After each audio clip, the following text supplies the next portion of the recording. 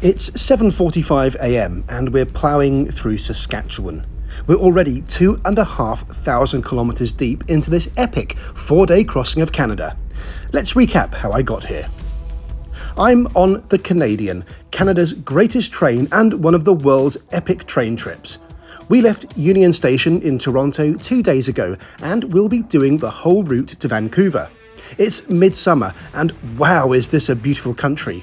Already humbled by the scale of this trip, and I'm overjoyed to be ticking off this bucket list item, Via Rail Train Number 1, the longest train in the world outside Russia and China. Part 1 is already up on the channel, and do go and check that out if you haven't already. The first half of the trip has been incredible, and the scenery and views will get turned right up to the max in this part of the video. In this second and final part of the video, we cross the last of the prairies, across Saskatchewan, through Alberta and into the Rocky Mountains. We arrive in Vancouver at a very early 6 a.m, 4 nights after we left Toronto. Our train is a magnificent stainless steel streamliner, original from 1955, with bubble dome cars for the best views, and even a beautiful parked car at the rear with a bullet lounge for epic along the track vistas. Let's get stuck in. Clear up. However, our train is having technical difficulties, so our engineers are attempting to maintain the train and to fix it. We will be taking another delay because of this. We apologize once again for this inconvenience and thank you for your understanding. Well, that's not the best start to day 3 on the rails. But not to worry, we took an hour of delay and will easily make that up en route. When you've got 97 hours to play with, there is quite a lot of slack in the timetable. We are in Saskatchewan. This is big farming country, and silos and elevators pop up every few miles, just to remind you how vast Canada's agriculture industry is.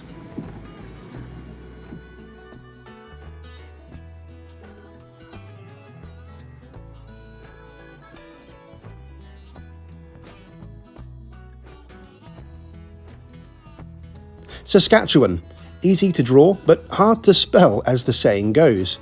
There are also 100,000 lakes in this province, but you won't see many, as we take a southerly route. Most of the water is in the north.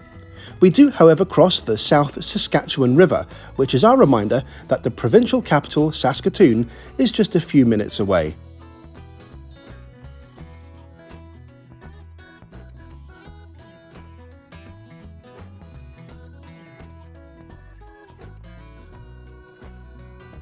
Unfortunately, like so many railway stations in North America, Saskatoon is a dreary, out-of-town siding with limited facilities. And you can just guarantee that once there was a much nicer building serving this city. My suspicions were right. The old Canadian Pacific Station is close to the centre of Saskatoon and is a wonderful example of vernacular architecture dating from 1908. Sadly, the station hasn't seen a passenger train since 1960. And there's also another downtown CNR station, which is now a mall. How times change.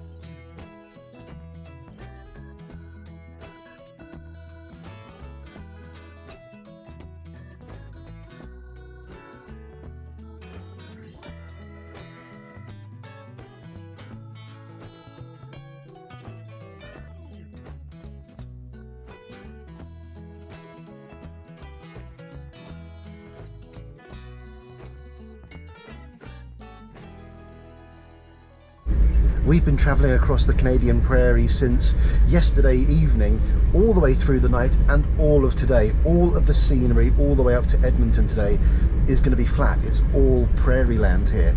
And I've got to say, it's kind of depersonalizing. The scale of it, though, is just unbelievable. The scale of Canada is incomprehensible if you're a British person. We've been travelling for hundreds and hundreds of miles, and the scenery is pretty much the same.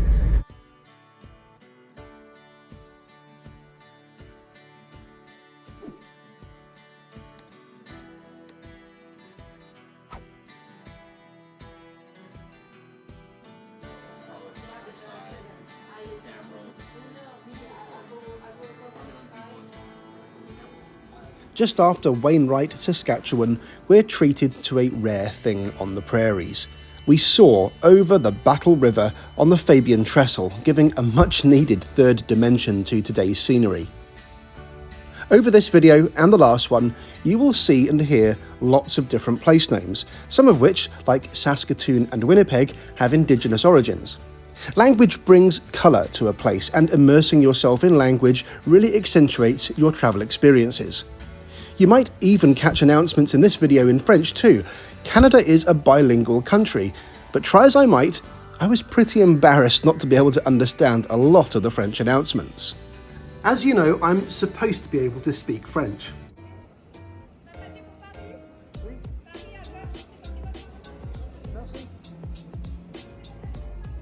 Again, really giving the old GCSE French a test drive there. I think it's fair to say I'm a little rusty, and that's why I've partnered with Rosetta Stone, a brilliant language learning app. Learning a language will help you in countries, especially if you go off the beaten track, if you need to ask for directions or help, for example. Languages give you confidence too, and while it's great to learn a language from scratch, and that's really easy to do on Rosetta Stone, I've enjoyed brushing up on my French. I'm always on a hectic schedule, so it's great to be able to immerse myself in the lessons, whether it be on a plane, in an airline lounge, or even during some downtime at my hotel here in Egypt. I absolutely love this pronunciation checker too. This does the job of my old French teacher in hopefully validating what I'm saying. Un cheval peut marcher. Un cheval peut marcher. Très bien. I've really enjoyed reconnecting with the French language and improving my skill set, and I'm hoping to avoid some awkwardness in future, especially when travelling outside the major cities. So profitez d'un prix spécial.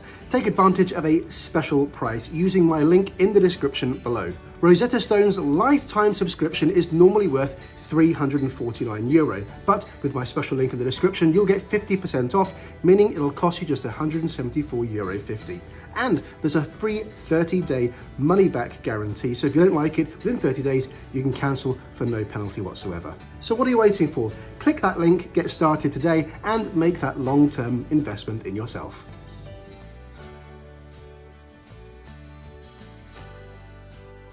It's dinner time, my 7th meal on this train, and it's time for some downtime, although I don't recommend playing poker with the train's deck of cards.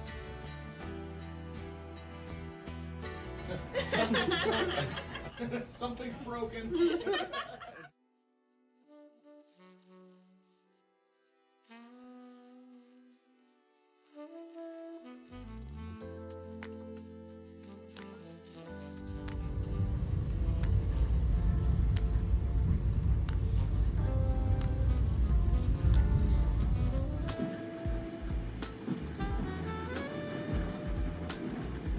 I'm getting an early night, and for good reason. Tomorrow we tackle the Rocky Mountains, Jasper, and the beauty of Alberta and British Columbia. The most anticipated day of the journey, and one to be up early for to secure the best seats in the dome car. So I'm in bed even before we stop in Edmonton, the last major city on the route before Vancouver. Edmonton is another out-of-centre siding, by the way, and necessitates a slow and awkward reversal around a railway triangle to stop there. It's 10 PM now, and I'll see you tomorrow.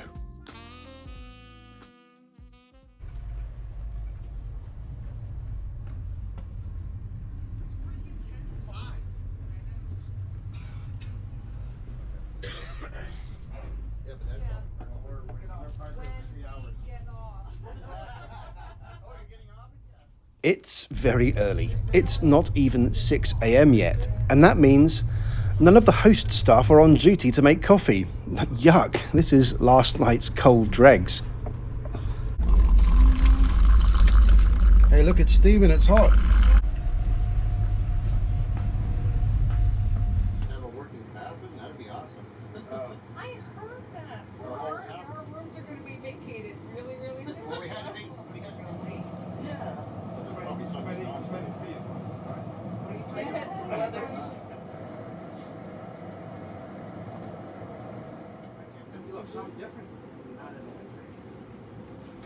For me, travel is all about planning and making sure I get the most out of any trip. And this is the real reason you want to take the Canadian. The epic, day-long trek through unbelievable scenery. And the show starts at first light. It's midsummer, and this means we'll see absolutely everything this route has to offer. Our approach to Jasper is just a taster of what's to come.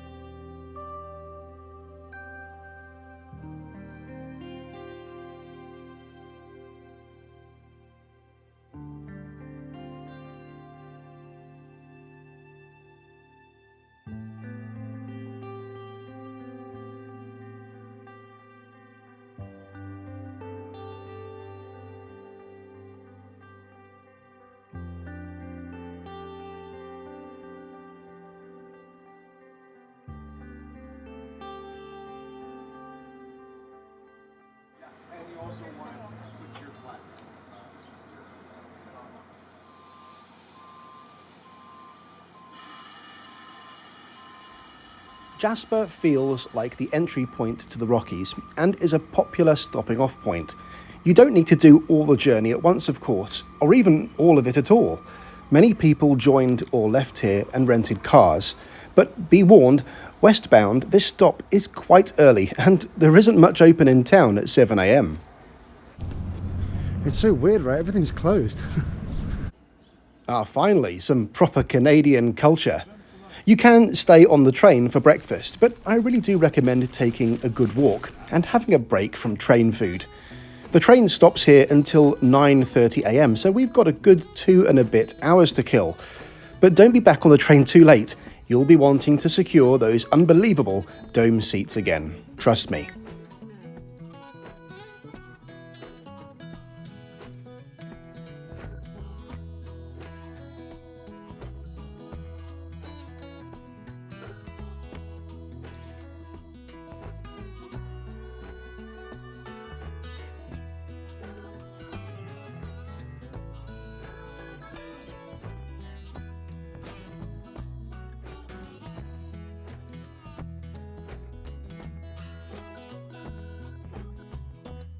The perilous nature of this route through the wild can be seen with this rockfall catcher. I assume this is like Anderson's piano in Scotland, where when the wires break because of a rock, the signals get turned to red. And I'm sure the comment section can help with this one. Is that what this is?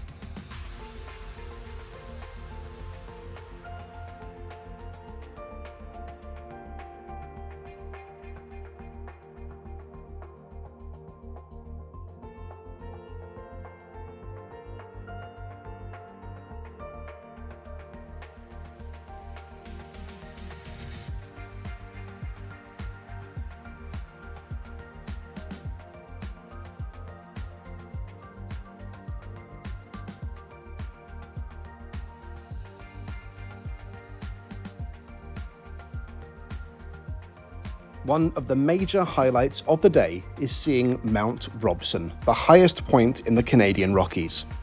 The First Nations name for this mountain translates roughly to striped rock, which I have to say I rather prefer. It is a very distinctive mountain dominating the landscape.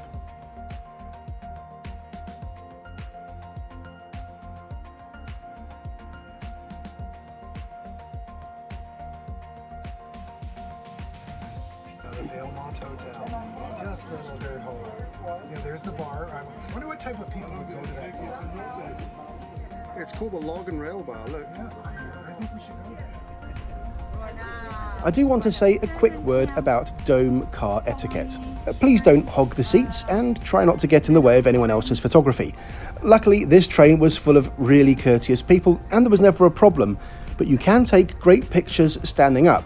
And remember that meal times and activity times will see people naturally head downstairs anyway. It's up to you how you spend your time, and the train is really leisurely. The schedule never infringes on your enjoyment. One of the things I liked most about this trip was the great atmosphere on board, the solidarity with other solo travellers and with anybody else going the full distance, and the knowledge that each one of us was completing one of life's most memorable journeys.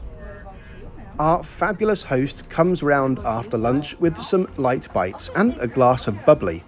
The hospitality on board is great, and you don't have to stick to a particular lounge car or dome. There are 3 to choose from in the summer, although the train can be as short as 9 or 10 cars in the winter low season. By the way, Canada is spectacular in the winter, and my video about one of Canada's other epic trains, the Ocean, was shot in -15 degrees and terrific snowscapes. But I do recommend doing the Canadian in summer, for the full experience, maximum daylight, and the best chance of clear weather. 91 meters, 300 feet beside the train track. Here it is. Right here. Oh, there it is. Oh. Jeez, wow.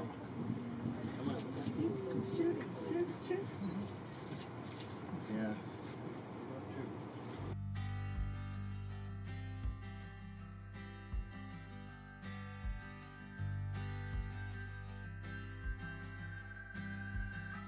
It's been a breathtaking final day on the train, and I'm teased by seeing the famous Rocky Mountaineer train as we approach Kamloops. Maybe one day I'll check that out too.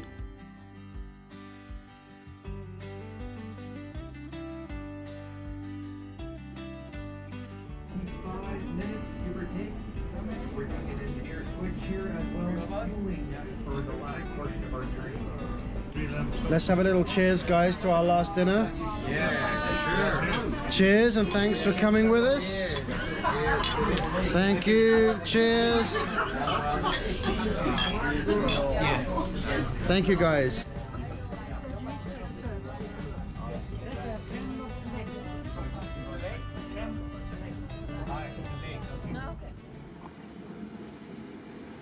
The Canadian does have a patchy schedule and a reputation for unreliability in terms of timekeeping, and a couple of years ago was retimed to arrive at the early time of 8 a.m. in Vancouver. But in reality, you might be there as early as 6 a.m. as we were.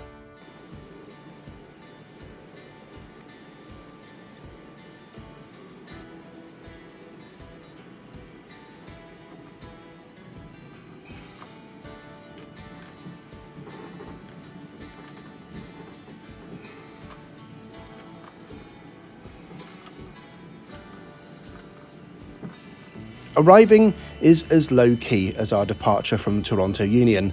Breakfast is taken stationary on board after arrival, and the anticlimactic nature of the end of the journey reminds us the Canadian is a regular service train, but still one of the world's greats.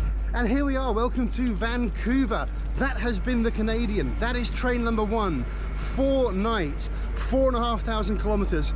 We're now here on the other side of the country. What a trip. Canada's greatest train for sure. I paid 2,000 Canadian dollars for my one-way ticket Toronto to Vancouver.